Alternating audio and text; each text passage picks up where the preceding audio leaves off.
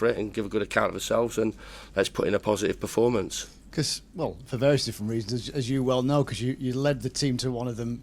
Arsenal at home in the top division is quite a thing for this football club, and victories, because I can't imagine at any stage across that piece United went into the game as favourites, yet they were victorious. Yeah, before me, obviously that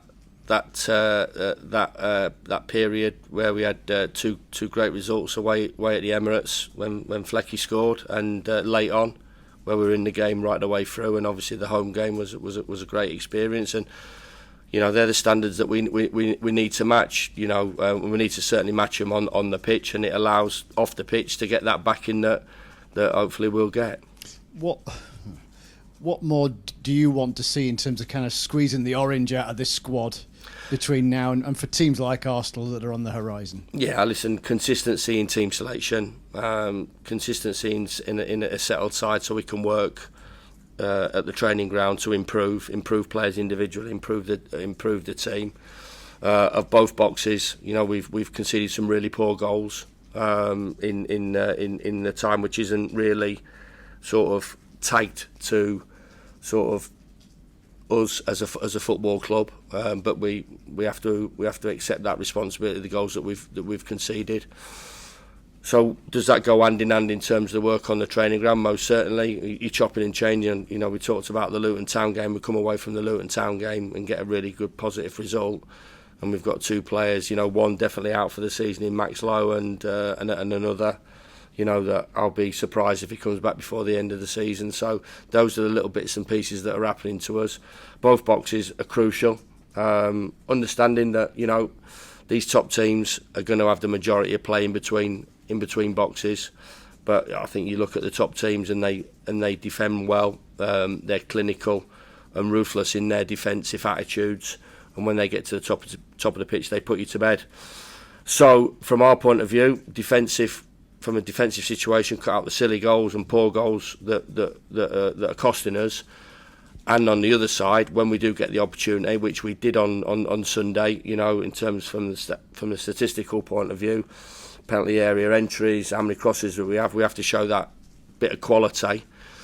That, as I said before, the old one that turns, you know, losses into draws and draws into defeats. We certainly had enough of the ball and enough of the areas in where we wanted to get the ball to cause them problems, but we have to find that final run, pass, cross and finish that makes the difference.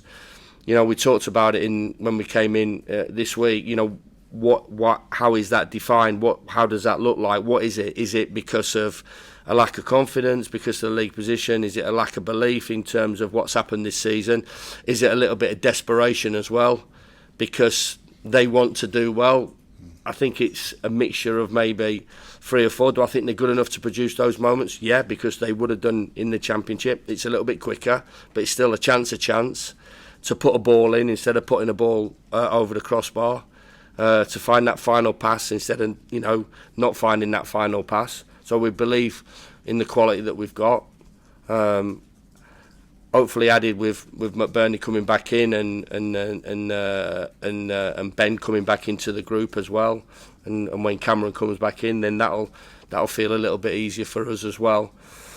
But just finding that little bit. So I think it's a combination of quite a few of those things. When you're flying, when you're doing well, you do find those passes. When you're not, and it's a little bit of desperation.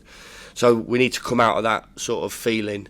And out of that area that we're in at the moment, if we are gonna score goals and get what I believe we should have got out of the game, which was certainly minimum a point. So, thank you very much. Cheers, Andy. Hi, Chris. Hi, Damo. Just the one. You've spoken very favourably about some of the young kids coming through, the featured on the bench, people like Arblaster and so on. How tempted are you to throw some of them in now at this stage of the season, or is it just a time for sort of cold experience? Yeah, well, they're getting experience because they're part of the first team, so they understand how we roll as a staff and what it's like to be a first team player at a Premier League football club and at Sheffield United. So they're getting to grips with that. So that isn't always easy. The day-to-day expectations and standards that we're placing on those players, That doesn't mean that they don't have that in the academy. I've got to say, the work the academy does is fabulous, and will continue to produce players, no doubt, dominating our area and producing really good footballers. Now the big step up is into the level that we're playing at. So the boys are learning every day.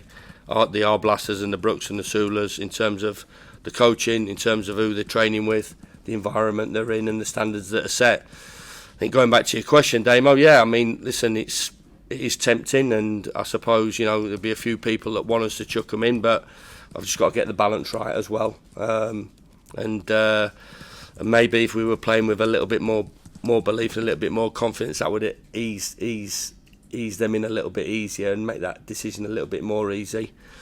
But as you can imagine, it's still a situation. It's a pretty difficult one to deal with. But if I feel the time is right, I think, I know I'm bold enough and brave enough to do it, and we'll get on with it.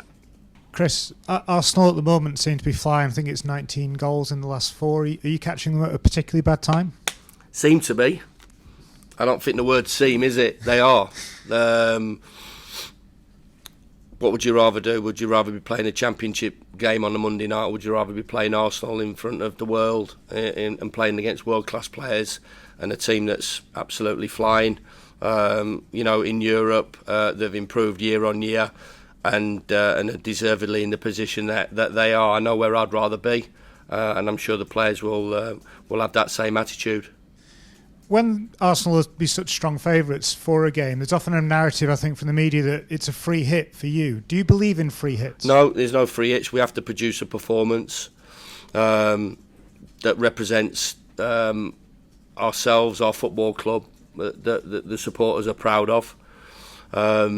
We haven't had enough of those this season, so we need to produce more of those than not. So no free hits for me, regardless of the opposition. Of course,